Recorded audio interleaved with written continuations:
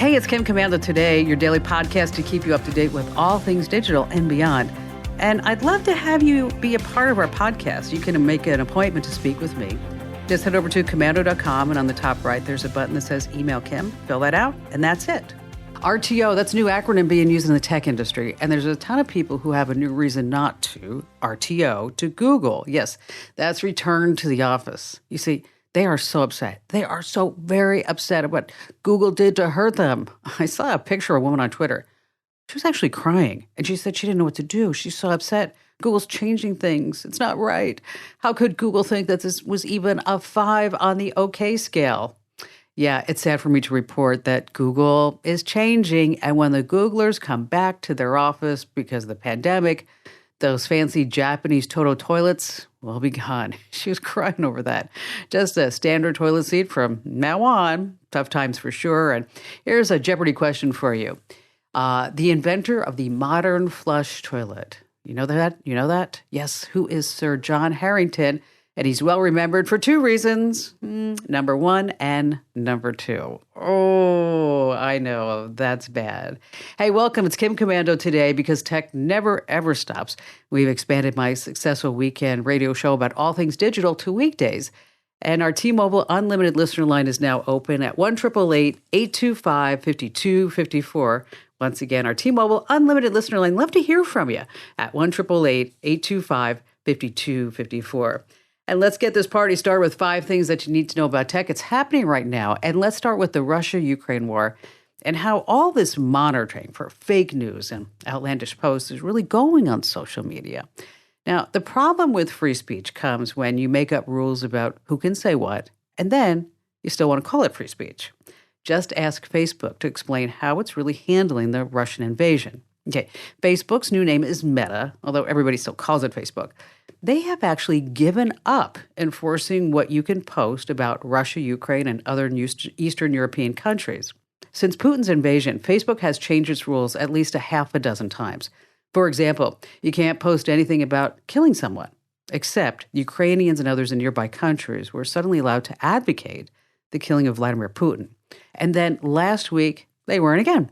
And now, well, Facebook moderators, they can't keep up, so yes, they gave up. So apparently Russians and Ukrainians can post anything, but here in America, you can't. At Facebook, free speech is turning out to be a real problem. And speaking of the war, number 2, let's talk about a popular antivirus software program on your computer. You see, a few weeks ago, I told you to stop using a popular antivirus software program on your computer because the company's headquartered in Moscow. Now, the other day, the FCC agreed with me in saying that the software poses an unacceptable risk to U.S. national security. But just consider your antivirus software. It gets routine updates, but do you really know what they're doing with that update? I mean, the update could install a keylogger. It could use your internet connections and systems for a denial of service attack. It could steal your passwords, or worse. And that's why as the Russia-Ukraine war heats up, I recommended that you remove Kaspersky antivirus software from all your computers and all your devices. Now, there's long been thoughts that Kaspersky has ties to the Kremlin. Now, of course, Kaspersky denies it, but it is a Russian-based company with 400,000 users. Wow. They could band it all together. That would be quite the cyber attack army. You can get the steps to remove Kaspersky right now over at my website. That's, of course, Komando.com. All right, number 3, back to Facebook news. Now, if your business, especially a small business, purchased advertising on Facebook, that would be raising my hand, you may be owed a refund. The charge against Meta, Facebook's new name, is fraud. The lawsuit claims that company executives knew that Facebook and Instagram's audience, those are the people who would see the ads, it was highly inflated and skewed by these fake and duplicate accounts. Well, this week, a federal judge ruled against Meta and allowed all businesses, including some 2 million small companies, to join a class action lawsuit. So if your company purchased advertising on Facebook or Instagram anytime since April 15th, 2014, you can now be part of what promises to be a blockbuster lawsuit. And this is not Facebook's first time at this sort of thing. In 2019, they paid former advertisers $40 million for inflating the number of users watching video ads. Okay, guess they don't learn. We're following the case over at Komando.com. All right, number 4, social media and your kids. Okay, we all know that social media can be harmful. to the mental health of teenagers. But researchers are now nailing down the exact ages where it is the most harmful. And what they found is this: you have to listen up. Social media use by teens can affect their overall mental state of well being and their satisfaction with life. Now, the research used 80,000 teens, and they found that the greatest risk of vulnerability comes in what researchers call age windows. Okay, that is when the kids are entering puberty, and then again as they approach 16 to 21, which, think about it, those are the ages when most are about to leave home for the first time and head off to college. So, is it harder for boys or girls? Well, the research found that girls are often affected worse than boys because of the perception of their own bodies. Now, don't look for any social media company to help with safeguards or warnings. Okay, they are the problem. The only help that will matter will come from you, the parents. And number 5, never ever fub somebody. Okay, even if you're not a fubber, there's no question that at some point you've been fubbed and it's ruining relationships. To get right to it, fubbing is when someone who you're actively speaking to looks away from you to check their phone. It's happened. Maybe you've done it to somebody else. And if you feel that you're being snubbed, the fact is you should feel that way because that's exactly what's happening. It's rude, it's unthinking, uncaring. Now, for the person doing it, it seems harmless. But for those sitting with that person at lunch, dinner, or in a business meeting, it's noticeable and it's so irritating. In some businesses, fubbing during a meeting can actually get you fired. So, research published in the Journal of Applied Social Psychology found that even people who imagined, that's right, that they were being fubbed while in a conversation, they left the conversation with negative feelings. So, if you want to put your best foot forward, never ever fub. Which I got to tell you, Amy posted this on my Facebook page. You have to listen. So funny. Hey, Kim, I thought you'd get a kick out of this. I sent this text to my son. Hi, what does IDK, LY, and TTYL mean? My son said in the text, I don't know, love you, and talk to you later. And I texted him, it's okay, don't worry about it. I'll ask your sister, love you too. And then he texted me back and said, I give up. And then I looked back and I said, oh, I got it. Okay, yeah, that was truly funny. Hey, coming up, we have a terrific YouTube insider secret that you're going to love and use time and time again. Oh, I'm going to tell you how you can send someone your precise location and a map how to get there. And of course, we have more digital life hacks and all of your phone calls here on Kim Komando Today.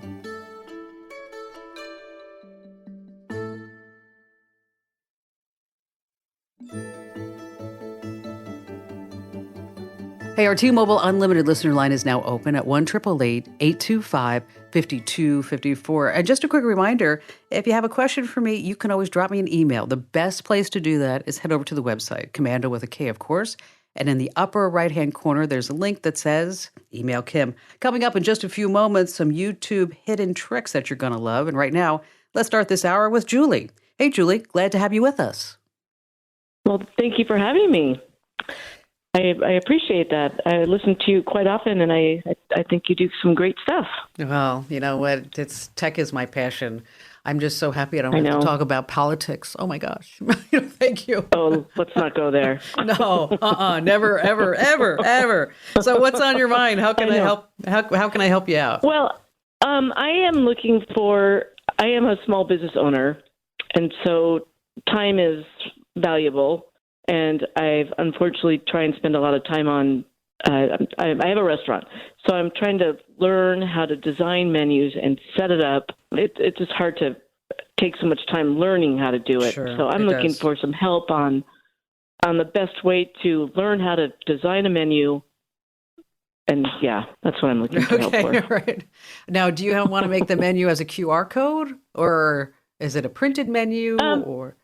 Probably both. That's a good question because I know the QR is quite a thing right now, but, maybe the options to have QR would be helpful. Okay. But it's definitely printed. Yeah. So what you do is you start with the printed menu. Okay.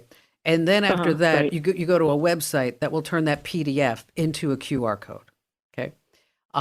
So let's start with first, how the heck do we design a restaurant menu, right? There are a couple ways you can do this. There's a website called Fiverr, and don't worry about writing this down. I'll send you an email as well as I'll tell everybody else where they can get all these. But Fiverr is a place where you go and you say, Great. I need this done, okay? and I need a restaurant menu done. And you're going to give them the Word document and tell them what you need that menu to look like. And it's a French Michelin star restaurant, right? Isn't it? Right. Three stars? Not quite, but No, working on almost it. working on it. Yeah. Okay. Oh, definitely 3 stars. Okay, good. All right. And so you can do that at Fiverr. You can also do that at Upwork, and then there's some other freelance sites. That's if you just say, you know what, I don't want to have to deal with this. Okay, I just want somebody else to do it. Now, if this is something that you do want to do because you want to have more control over it, you want to be able to make changes easily and quickly because you're going to do that because you're going to have different specials and, certain vegetables are in season versus others, type of thing, is that there's a website called Canva, and that's Canva. Canva is so wonderful because, number one, it's free. Number two is that you can use it to create logos, brochures, and they have templates. And so you can just fill in the blanks. And how they make their money is if you ever wanted to start collaborating, or if you ever wanted to use a piece of art that isn't in like their canned art, like you wanted like a premium font or this or that. But even then, it's just a few bucks. Okay. Right. And so that's where you can also use Fiverr to create a logo. And so if you're looking for somebody to do that, okay, so now that you have your logo, what else can you do with the logo, right? Right. You want to put it on aprons, maybe on shirts, Yes, and all of the above, maybe hats, some merchandise. Yep. And Absolutely. you want to wear it when you're doing all your recipes on YouTube or Instagram or whatever it may be, right? I mean, because you want to have everything all styling and all good. And, and merch is a good way to make some extra money for the restaurant. And so, so there are different alternatives for that. But what a lot of people don't realize is that Amazon is actually in the merch business. And so what you can do is you can take a logo, and Amazon has this whole system developed where you just upload a logo, and it's almost like print on demand.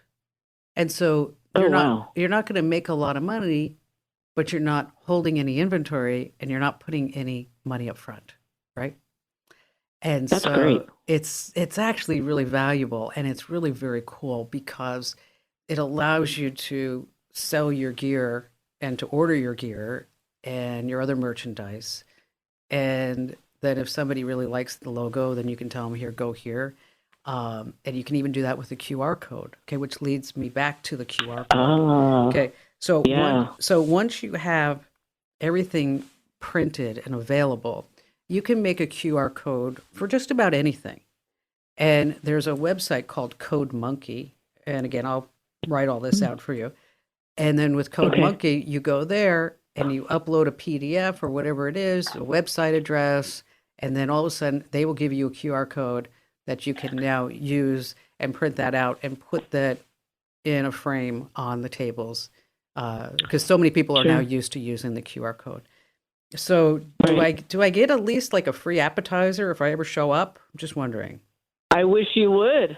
Okay. All right. That would be terrific. So what is Julie, what's your best dish? What's your best thing that you make? It's just an appetizer, but we're famous for it, and it's calamari because it's very unusual, and everybody loves it. And how is it unusual? How is it unusual? Well, it's pan-seared, and a lot of people just do like fried calamari. We're pan-seared, and we have some unique ingredients that makes it so special.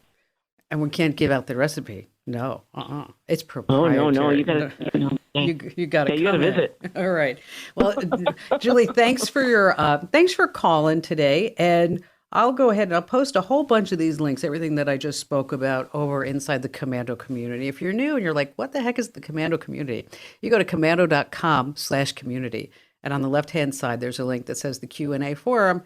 You want to stop by in there and you'll see everything that I just spoke about with Julie, because I'll tell you, I hate giving out web addresses on the air because I always think it's like, wow, it's always not even 6 degrees, 3 degrees from any type of bad porn site, whatever it may be. So that's why I always post the links inside the Komando community.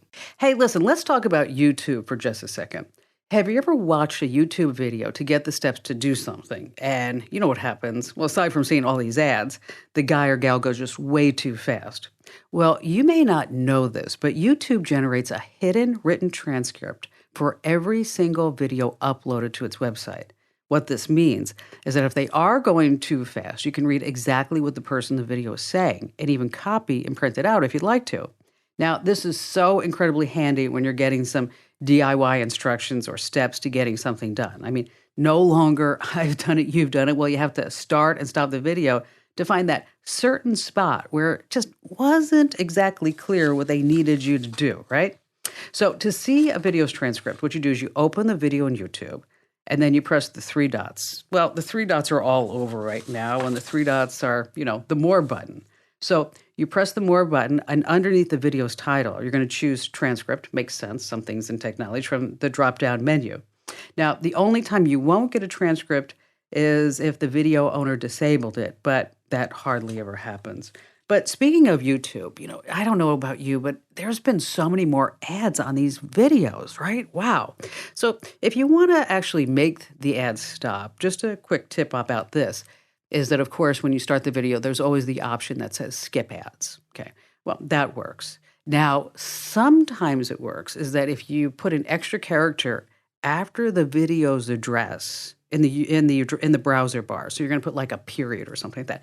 Doesn't work all the time, but it's worth a shot. But if you truly ever really want to get rid of every single ad that you see on YouTube, well, that's when you have to sign up for YouTube Premium. And it's expensive. I mean, we start looking at these streaming costs. Every we turn around, somebody's charging us a monthly fee. YouTube Premium is like $6 for students. If you're an adult, it's going to be $17. You can get 3 months free, by the way, if you sign up for a Google One account. All right, you want to stay right where you are, because coming up in just a few moments, how you can send someone your precise location and map, really super handy. And then I have a list of 4 apps that you want to remove from your phone right now, and more of your phone calls here on Kim Komando Today.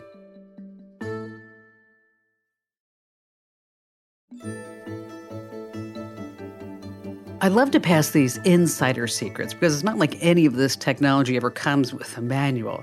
But this is really super handy, especially as spring is here and we're going out and about. Have you ever tried to explain where you're located to someone so they can meet you at the park, at a party, or maybe at an event? All right, rather than trying to tell the person to look for certain landmarks, go to the porta potties and turn right, or go by the lake and look for the ducks.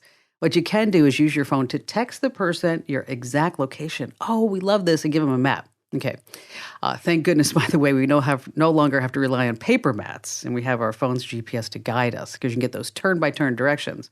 Well, that same tech can be used to send a map to someone showing your precise location. Now, on Android, using Google Maps, you can set your current location by pressing your finger down exactly where you're located on the map, and then this address pops up, and then just tap Share in Messages. You can use Google Maps on your iPhone. I know, it's just a hassle.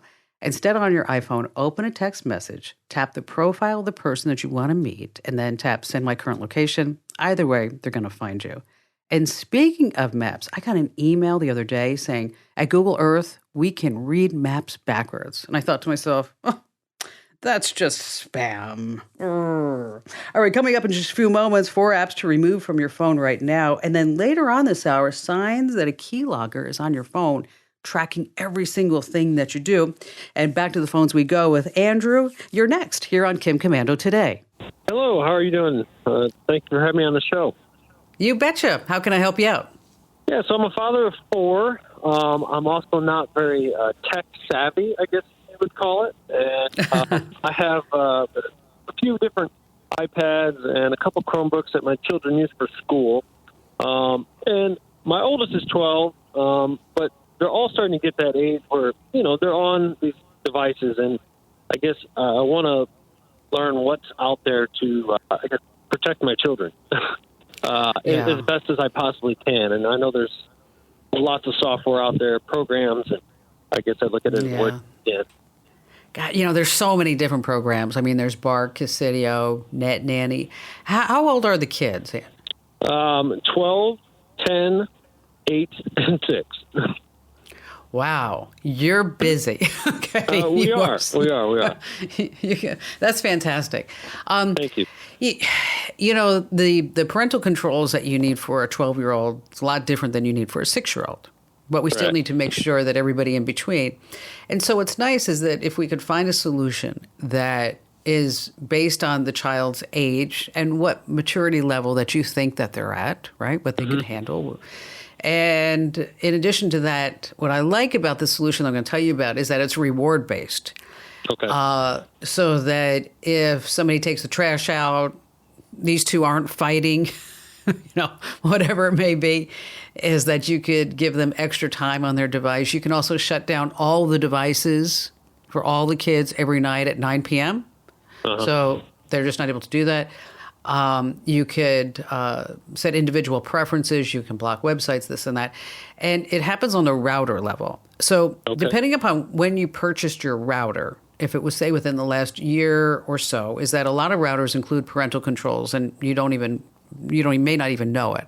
So you can just do a Google search for the name and make and model of your router and type in parental controls, and you might be able to maybe save yourself some money because it might even already be built into the system, okay?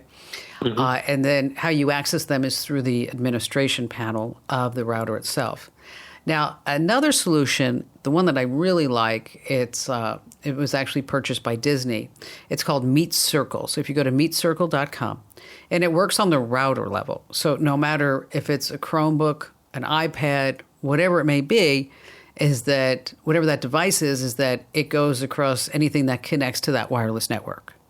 And you can set up the profiles, like I mentioned, for each of the children and give them each different levels of time when they can get on and off and websites that they can access.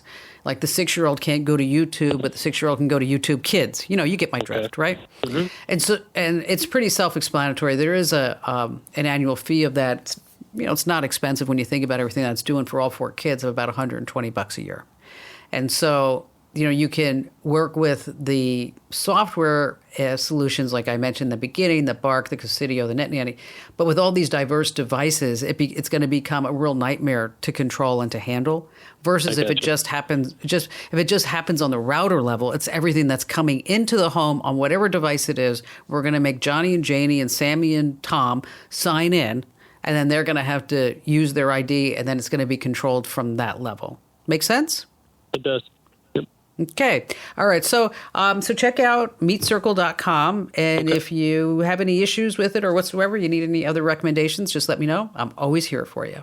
Now it's time for a great tip you don't want to miss. And this week is brought to you by SimpliSafe. All right. How about 4 apps to remove from your phone right now? Now, if you hit the Apple app or Google Play Store, there are countless apps. Oh, last I heard, there's like 1.6 million apps. But there are 4 apps in particular that you don't need to waste your money buying. Now, let's start with apps that scan QR codes.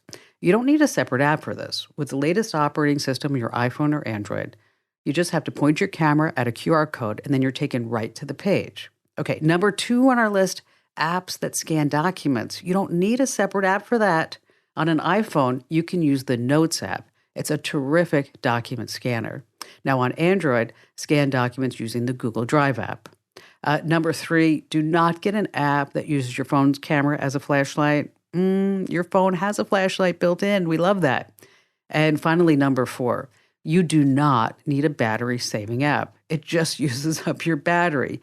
What I want you to do is to tap into your phone's built-in tools and your very own common sense. So if your battery's draining quickly, turn down your phone's brightness, and then what you want to do is limit the apps like your email and your social media and your texting and everything like that that's running in the background, constantly updating. And one more thing about apps. Now, remember, free apps, they aren't free. Anytime something's free, you're the product. The developers are probably harvesting all your data and they're selling it off to the highest bidder. We have more of your phone calls coming up, as well as signs that a keylogger is secretly hiding in your phone that you don't want to miss, here on Kim Komando today.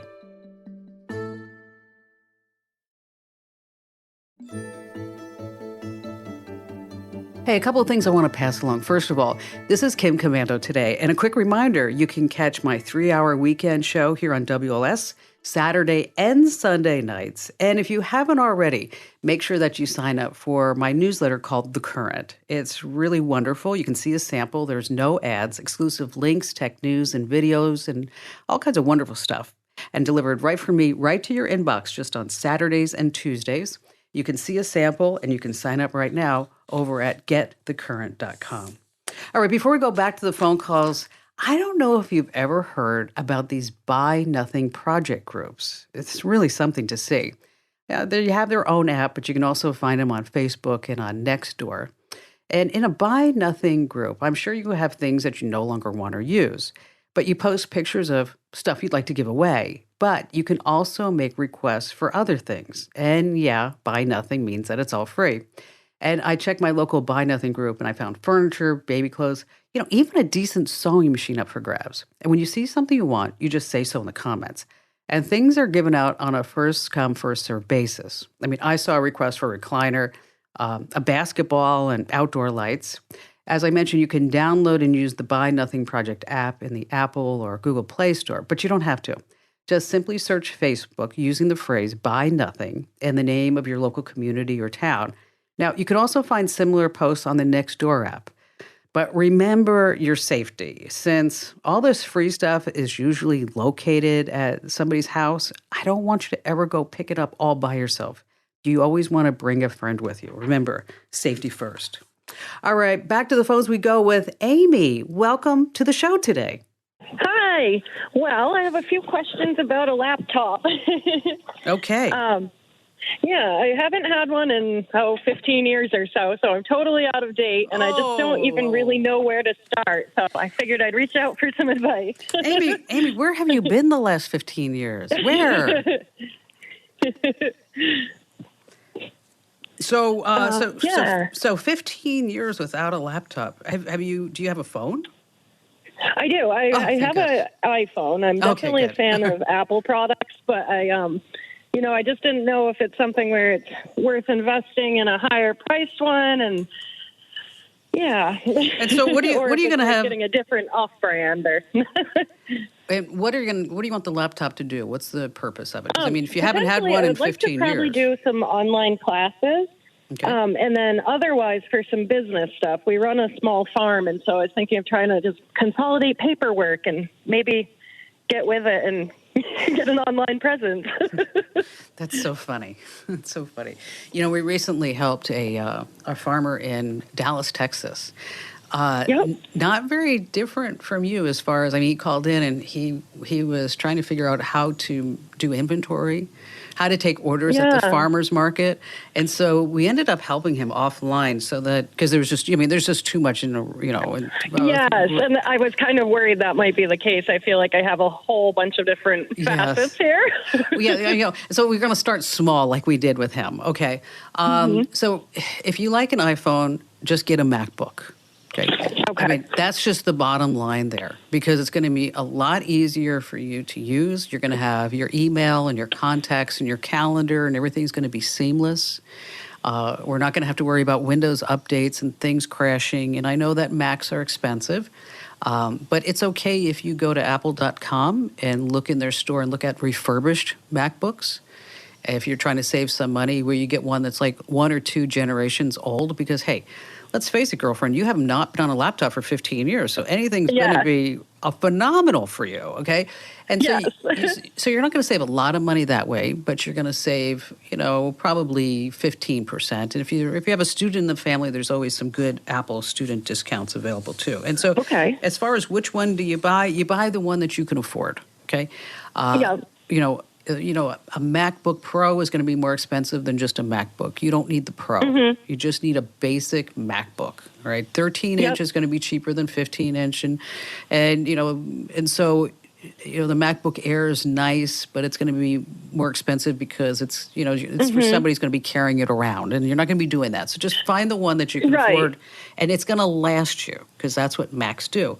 Now, so once you get the MacBook, and then you can set it up, and if there's a Genius Bar near you or an Apple store, you can also buy it there, and they'll actually help you set it up along the way, is that there are really amazing tools that that will help you with your farm. How many acres do you have?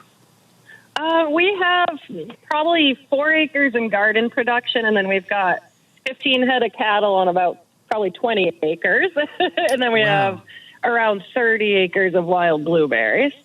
Oh, how fun. We kind of do all sorts of different things with it. That's great. That's awesome.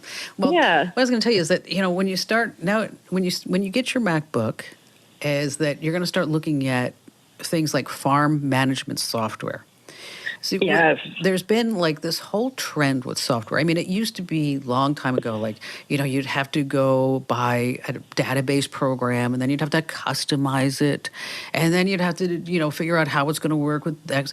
Not anymore. Now it's all this really specialized software that you use as a service. It's software as a service, and they charge you a monthly fee to use the software and how many options that you use. So you're looking at probably like, a good farm management program for a relatively small farm like yours with livestock and blueberries and things. It's probably $25 a month. Okay. And for $25 a month, you get the livestock genealogy, the health records, you can plan tasks, calendar, you can map the fields, there's seed order estimators, harvest reports. You can track your income, your expenses, the pasture rotation, equipment maintenance. You see where I'm going with all this, that it's just like... Absolutely. Wow, all of a sudden. But we're going to start small, Amy. Go buy yourself a MacBook, okay? And then when you get that up and running, I want you to call me back, okay? And then we'll start taking it to the next step, which is processing orders, maybe getting into the farmers markets, and like one of the things we helped with the farmer in Dallas is that, because one of his problems was that he would take his goods to the farmers market and then come home with stuff. So I said, well, what if you could pre-order? People would pre-order on your website, so when you come home, you don't have anything left. And he's like, yes. So that's one of the levels that we actually took this particular guy and in outside of Dallas, Texas. So, Amy, thanks for your call. And again, remember, we're always here for you to take you to the next step. Boy, I'll tell you, there has been a huge uptick in the number of emails and phone calls we've been getting here to the show and posts on social media directed toward me about, hey, Kim, I think there's a keylogger in my phone. So let's talk about that for just a second. Now, I'm sure you've heard about apps that parents install on their kids' phones to check out where they've been, they look at their web history, apps that they're downloading, and things like that. Well, now these spy apps are the latest weapon in relationship dramas. That's right. These secret keylogging apps let you see your partner's email, photos, text messages, their location, their social media accounts, get their passwords. Now, you don't have to be all paranoid and crazy that a spying app is on your phone. But let me tell you, there are some real signs to watch out for. Like, let's start with your battery. Let's say the battery is draining faster than usual. Okay, and then you start looking around inside your settings and you see an increase in data usage. That could be a sign. All right, what about if your phone is hot to the touch, even though you haven't used it? Well, that's a definite sign that a keylogger might be on your phone. So what I want you to do then is look at your screen time reports on your phone that shows exactly when you have actually used your phone. Now, you also want to check your account over at the Apple App Store or Google Play Store for any apps that you know that you just didn't download. And that's the deal. Some of these keylogger apps, they don't actually show up on your phone and say, oh, I'm a keylogger. They show up as maybe a file vault or a calculator. And then by typing in a certain formula, you see this hidden file folder. So it's definitely something that happens and it is more prevalent. But just because you think that your phone is acting weird doesn't mean that it is. I mean, it could just be your guilty conscience, but it is something that you want to be aware of, that these keyloggers are out there and they're readily available all over the internet. Hey, thanks for listening to Kim Komando today. So reach over and give me a nice 5-star review. Yes, thank you. And thanks for listening.